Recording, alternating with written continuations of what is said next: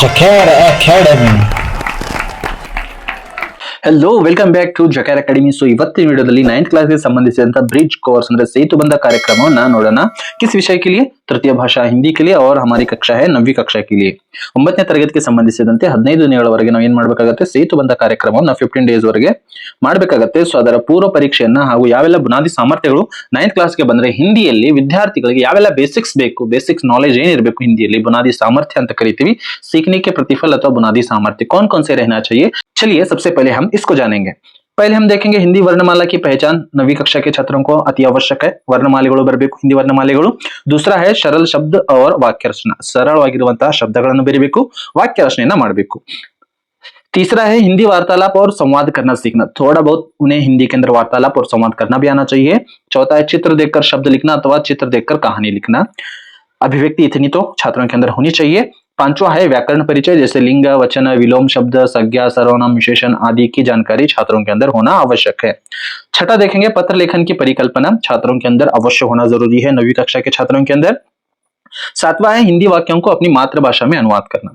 सो हिंदी ವಾಕ್ಯಗಳನ್ನ ಮಾತೃಭಾಷೆ ಅಂದ್ರೆ ಕನ್ನಡ ಅಥವಾ ಇಂಗ್ಲಿಷ್ ಅಲ್ಲಿ ತಾವುಗಳು ಏನ್ ಮಾಡ್ಬೇಕಾಗತ್ತೆ, ಅನುವಾದವನ್ನ ಮಾಡ್ಲಿಕ್ಕೆ ಬರಬೇಕಾಗತ್ತೆ। 9th ವಿದ್ಯಾರ್ಥಿಗಳಿಗೆ 8वीं कक्षा का कविता गायन और कहानी वाचन मौखिक रूप से, यानी कि स्पष्ट रूप से 8वीं कक्षೆ 8ನೇ ತರಗತಿಯಲ್ಲಿರತಕ್ಕಂತ ಕವಿತೆ ಹಾಗೂ ಕಥೆಗಳನ್ನ ಸ್ಪಷ್ಟವಾಗಿ ಮಗು ಓದ್ಲಿಕ್ಕೆ ಮಗುವಿಗೆ ಬರಬೇಕು।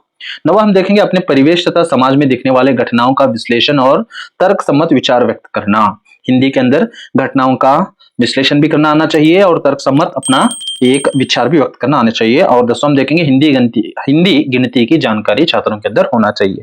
तो इन सभी बुनियादी सामर्थ्यों के आधार पर हम लेते हैं 20 ಅಂಕಗಳ ಒಂದು ಪೂರ್ವ ಪರೀಕ್ಷೆಯನ್ನ, 20 ಅಂಕಗಳ ಒಂದು ಪೂರ್ವ ಪರೀಕ್ಷೆಯನ್ನ ನಾವು ಏನ್ ಮಾಡ್ತೀವಿ, ತಗೋತೀವಿ। ಸೊ ಇಷ್ಟೆಲ್ಲ ಬುನಾದಿ ಸಾಮರ್ಥ್ಯಗಳು 9th ವಿದ್ಯಾರ್ಥಿಗಳಲ್ಲಿ ಬರಬೇಕು।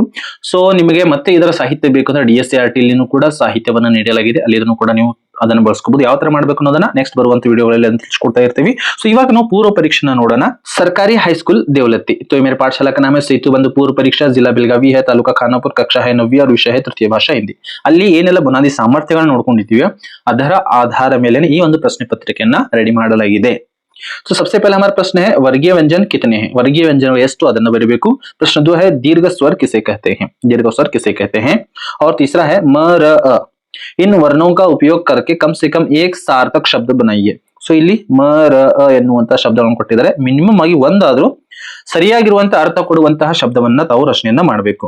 ಪ್ರಶ್ನೆ 4 है अध्यापक पढ़ी रही है, ಶುದ್ಧ ವಾಕ್ಯ ಲಿಖಿ, ವಾಕ್ಯವನ್ನು ಶುದ್ಧ ಮಾಡಬೇಕು, ವಾಕ್ಯ ರಚನೆ ಬರಬೇಕು।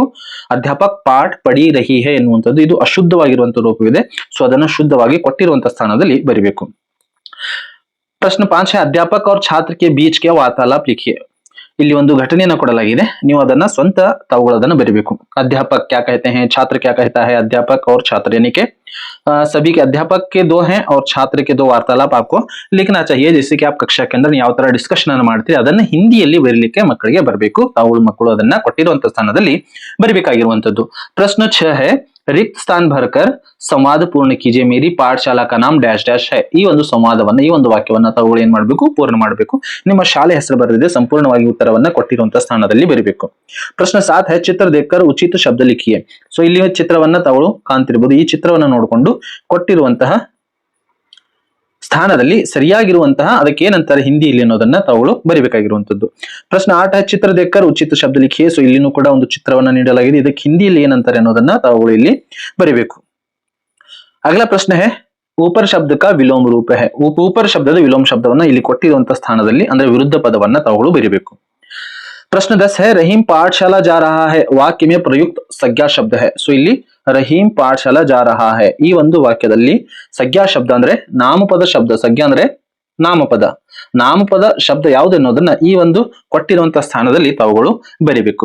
ಪ್ರಶ್ನೆ 11 है ಸುಧಾ छुट्टी पत्र किसे लिख रही है, ಸುಧಾ छुट्टी ಪತ್ರವನ್ನ ಯಾರಿಗೆ ಬರೀತಿದ್ದಾಳೆ, 8th ಕ್ಲಾಸ್ಗೆ ಸಂಬಂಧಿಸಿದಂತಿದೆ, ಸೊ ಅದನ್ನ ತಾವುಗಳು ಹೋದ ವರ್ಷ ಏನ್ ಕಲ್ತಿದ್ರಿ ಅದನ್ನ ಇಲ್ಲಿ ಅಪ್ಲೈ ಮಾಡಿ ಅದನ್ನ ಬರೀಬೇಕಾಗತ್ತೆ। प्रश्न 12 है अपने छोटे भाई को पत्र लिखते समय क्या संबोधित किया जाता है, ನಿಮ್ಮ ಸಹೋದರನಿಗೆ ತಮ್ಮನಿಗೆ ಪತ್ರ ಬರೀಬೇಕಂದ್ರೆ ಏನಂತ ಸಂಬೋಧನೆಯನ್ನ ಮಾಡ್ತೀರಿ ಪತ್ರದಲ್ಲಿ, ಅದನ್ನ ಬರೀಬೇಕು। प्रश्न 13 है अपनी मातृभाषा में अनुवाद कीजिए, भोलू आंगन में बैठकर दूध पी रहा था, ಸೊ ಈ ಒಂದು ವಾಕ್ಯವನ್ನ ಭೋಲು ಆಂಗನ್ में बैठकर दूध पी रहा था ಇದನ್ನ ಕನ್ನಡದಲ್ಲಿ ಅಥವಾ ನಿಮ್ಮ ಮಾತೃಭಾಷೆಯಲ್ಲಿ ಅದನ್ನ ಅನುವಾದವನ್ನ ಮಾಡಬೇಕು।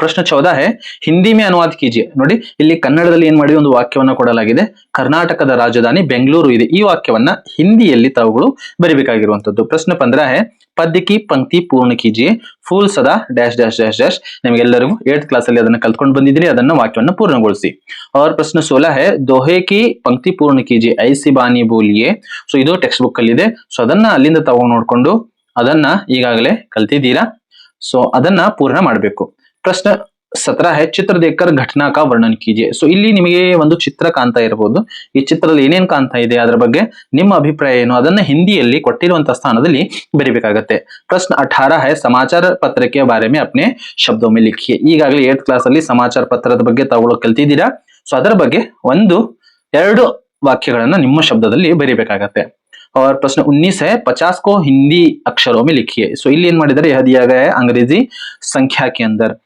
इंग्लिश अंकीಗಳನ್ನ ಬಳಸಲಾಗಿದೆ सो इसको आपको क्या करना है हिंदी के अंदर लिखना है और प्रश्न 20 है 25 को हिंदी संख्या में लिखिए सो ಇಲ್ಲಿ पर आपको अक्षर के अंदर दिया गया है 25 सो इसको आपको क्या करना है संख्या के अंदर लिखना है सो ಇಲ್ಲಿ ಅದರ ಉತ್ತರವನ್ನು ಬರೆಯಬೇಕು ಸೊ ಇಷ್ಟು ಬರುತ್ತೆ ಅಂದ್ರೆ ಮಕ್ಕಳಿಗೆ ನಿಮಗೆ ಎ ಹಾಗೂ ಬಿ ಎನ್ನುವಂತದ್ದನ್ನ ಪ್ರತಿಯೊಂದು ಪ್ರಶ್ನೆಗೆ ಕೊಡ್ತಾರೆ ಸರಿಯಾಗಿರುವಂತದ್ದು ಅಥವಾ ಮೋರ್ ದನ್ 80% ಕರೆಕ್ಟ್ ಇತ್ತು ಅಂದ್ರೆ ಅದಕ್ಕಿಂತ ಬಿಲೋ ಇತ್ತು ಅಂದ್ರೆ ಬಿ ಅಂತ ಇರುತ್ತೆ ಎಲ್ಲ ಕ್ಲಿಯರ್ ಮಾಡಿದ್ರೆ ಎಲ್ಲ ಪ್ರಶ್ನೆಗಳು ಎ ಅನ್ನು ತೆಗೆದುಕೊಳ್ಳಬೇಕು ಒಂದಾದ್ರೂ ಬಿ ತಗೊಂಡ್ರಿ ಅಂದ್ರೆ ಮತ್ತೆ ನಿಮಗೆ ಸಾಫಲ್ಯ ಪರೀಕ್ಷೆಯನ್ನು ತೆಗೆದುಕೊಳ್ತಾರೆ ಸೊ ಇದಾಗಿತ್ತು 9th ಕ್ಲಾಸ್ಗೆ ಸಂಬಂಧಿಸಿದಂತೆ ಸೇತು ಬಂದ ಪೂರ್ವ ಪರೀಕ್ಷೆ ಸಾಫಲ್ಯ ಪರೀಕ್ಷೆನೂ ಕೂಡ ನಾವು ಮುಂಬರುವಂತ ದಿನಗಳಲ್ಲಿ ನೋಡೋಣ ಸೊ ಈ ಒಂದು ವಿಡಿಯೋ ನಿಮಗೆ ಇಷ್ಟವಾಗಿದ್ರೆ ಜಕಾರ ಅಕಾಡೆಮಿನ ತಪ್ಪದೇ ಸಬ್ಸ್ಕ್ರೈಬ್ ಮಾಡಿ ಹಾಗೂ ಇದನ್ನ ನಿಮ್ಮ ವಿದ್ಯಾರ್ಥಿಗಳ ಜೊತೆಗೆ ಶಿಕ್ಷಕ ಮಿತ್ರರ ಜೊತೆಗೆ ತಪ್ಪದೇ ಹಂಚಿಕೊಳ್ಳಿ ಮತ್ತೆ ಭೇಟಿ ಹೋಗೋಣ ಮುಂದಿನ ವಿಡಿಯೋದಲ್ಲಿ ಜೈ ಹಿಂದ್